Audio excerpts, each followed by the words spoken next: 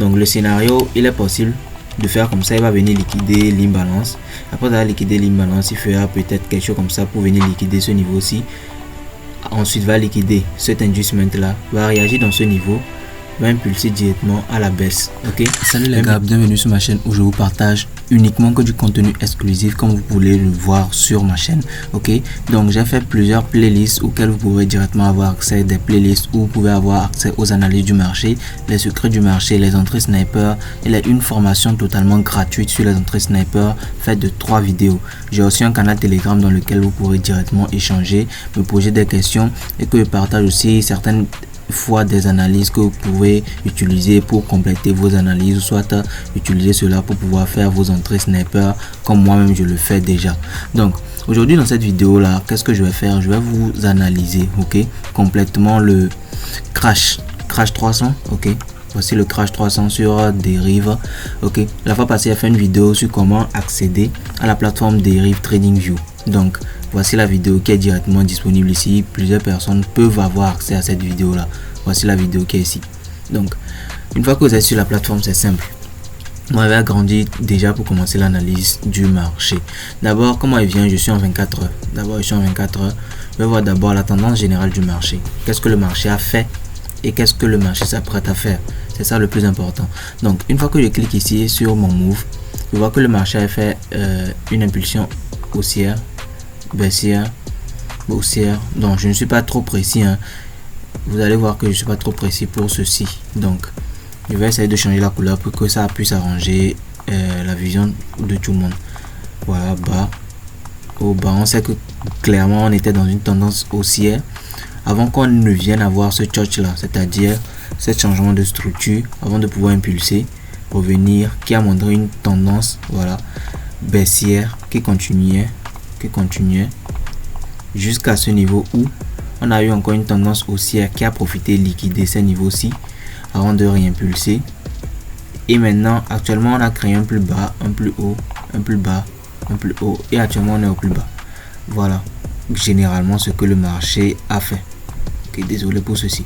Donc, vous allez voir que globalement, le marché a fait une tendance haussière, baissière, légèrement haussière pour pouvoir récupérer les niveaux de liquidité, et actuellement en pleine correction. Donc on va pouvoir déduire de cela que le marché s'apprête à faire une impulsion haussière. Sachez que sur le boom et sur le crash, il y a des mouvements qu'il faut pouvoir prédire.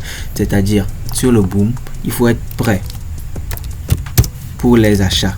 Il faut privilégier les achats, ok. Et sur le crash, écrit ça ici, crash. Peu importe le type de crash, que ce soit 300, 500, 1000, etc., etc., il faut privilégier les ventes, c'est-à-dire les sell.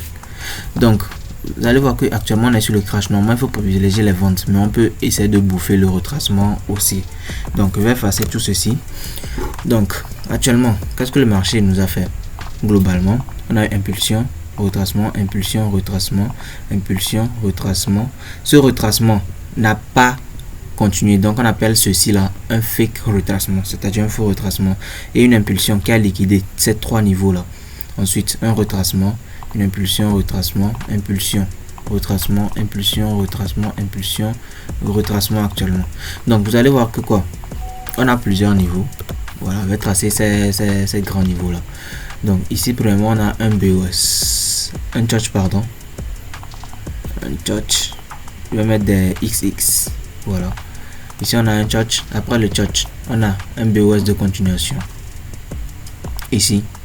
Voilà, donc je vais noter ça, BOS de continuation. Quand on met BOS, vous savez déjà que c'est BOS de continuation, c'est-à-dire pour pouvoir continuer la tendance. Ok, donc le prochain niveau qu'on doit venir BOS, c'est ce niveau-ci normalement. Voilà, donc ça c'est le prochain niveau qu'on doit venir BOS. Donc je vais noter ça en dollars pour que ça puisse être à la vue de tout le monde. Voilà, texte. Voilà, je mets OK tout simplement, et vous allez voir que ce niveau il avait réagi quoi? Il avait réagi dans une zone de supply, qui a préféré liquider ceci. Voilà, donc cette zone ci là, le marché est venu réagir dedans avant de pouvoir impulser et de pouvoir liquider ce niveau-ci. Donc on va voir que quoi, le marché est venu liquider ceci, cet inducement-ci premièrement, et est venu liquider encore cet inducement-ci avec ce premier move à liquider ceci, avec ce deuxième move aussi à liquider ceci. D'accord? Donc je vais analyser clairement comment moi j'analyse souvent le marché.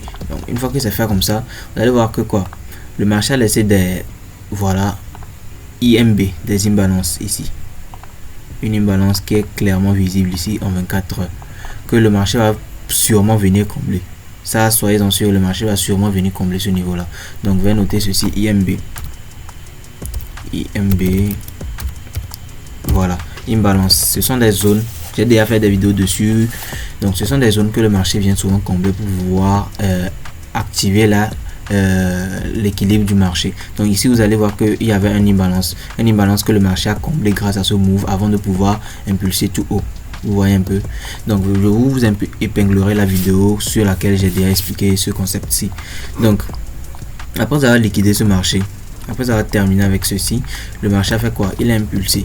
Et si ce niveau là a impulsé le marché, c'est que ce niveau est susceptible de pouvoir encore repousser le marché une deuxième fois. Donc on pourra raffiner dans les niveaux inférieurs pour pouvoir prendre des positions encore plus précises. Donc voilà, on a un petit scénario pour l'achat. Ok, maintenant on va chercher le scénario pour la baisse. Donc une fois que le marché avait récupéré ce niveau-ci, le marché avait réagi dans ce niveau-ci. Donc le marché est venu, il a réagi ici.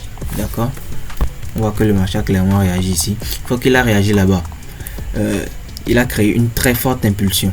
Cette impulsion a été responsable de ce mouvement de Church, ce petit mouvement de prise de liquidité. Et après cela, il a laissé des niveaux de liquidité ici. Donc on va tracer ceci comme niveau de liquidité. Donc pour ceux qui ne savent pas c'est quoi la liquidité, je ferai une vidéo aussi prochainement. Je pense que j'ai déjà fait une vidéo sur ça, mais je n'étais pas allé clairement en profondeur. Parce que si je veux aller en profondeur, vous allez voir que voilà, ça prendra énormément de temps et énormément de jours pour que plusieurs personnes puissent comprendre ce concept là. Donc voilà, un niveau de liquidité qui sera forcément liquidé. Forcément, ça soyez-en sûr. Pourquoi? Parce que ce niveau là n'a pas réagi forcément dans notre demand zone. Ok, donc on appelle ceci un inducement. Donc une fois que c'est fait, ce niveau aussi sera clairement liquidé. Voilà, clairement liquidé, ça c'est clair. Donc ça aussi c'est un inducement. Ces niveaux-ci, vous voyez, il y a énormément de niveaux ici. Voilà, ces niveaux-ci aussi seront liquidés. C'est un emmagasinement pardon, de liquidité qui sera aussi forcément liquidé. Donc je vais aller en 4 heures pour pouvoir vous montrer, voilà, ce que je dis. Donc 4 heures, je pense c'est 260 minutes. Je vais réduire ceci, taper 4 heures directement ici, voilà, et j'agrandis tout simplement. On est à combien de minutes là? On est déjà à 8 minutes. Donc j'agrandis tout simplement le graphique pour pouvoir affiner les zones globalement pour vous. Donc avant que le marché ne vienne liquider ce niveau-ci, il fera un petit scénario comme ça. Donc je mettrai les niveaux probables de baisse ou bien d'achat en rouge, hein. Voilà, pour vous favoriser la vision. Donc avant que le marché ne vienne liquider ceci, il fera un petit mouvement. Un mouvement qui va permettre de pouvoir aller un peu à la baisse. Donc soyez toujours à l'affût, c'est très important. Et avant que le marché ne vienne aussi taper ici, le marché pourra revenir et agir. Donc ici vous pourrez directement chercher vos zones d'achat. Je mets cette zone là en rouge. Ici vous pourrez directement chercher des petites zones, je dis bien petites zones de vente. Voilà, donc le scénario il est possible de faire comme ça. Il va venir liquider l'imbalance. Après avoir liquidé l'imbalance, il fera peut-être quelque chose comme ça pour venir liquider ce niveau ci. Ensuite va liquider cet inducement là, va réagir dans ce niveau, va impulser directement à la baisse. Ok, va impulser à la baisse, et après avoir peut-être impulsé à la baisse, il va pouvoir impulser et liquider le grand niveau qui se trouve juste là. Ok, donc pour ceux qui prendront des positions directement en bas ici, ok, vous pourrez espérer que le marché puisse venir jusqu'en haut ici. C'est bel et bien possible, parce qu'après avoir liquidé ce niveau, il pourra retracer comme ceci avant d'aller encore à ce niveau. Il y a deux scénarios totalement possibles. Ok, donc soyez à l'affût des informations directement sur le marché. Donc je ferai des mises à jour au fur et à mesure que le marché évolue et tout. Donc pour vos différentes questions, soyez directement dans les commentaires pour me poser les questions. Je répondrai à toutes vos questions si possible. Donc on se dit à la prochaine, prenez soin de vous et ciao.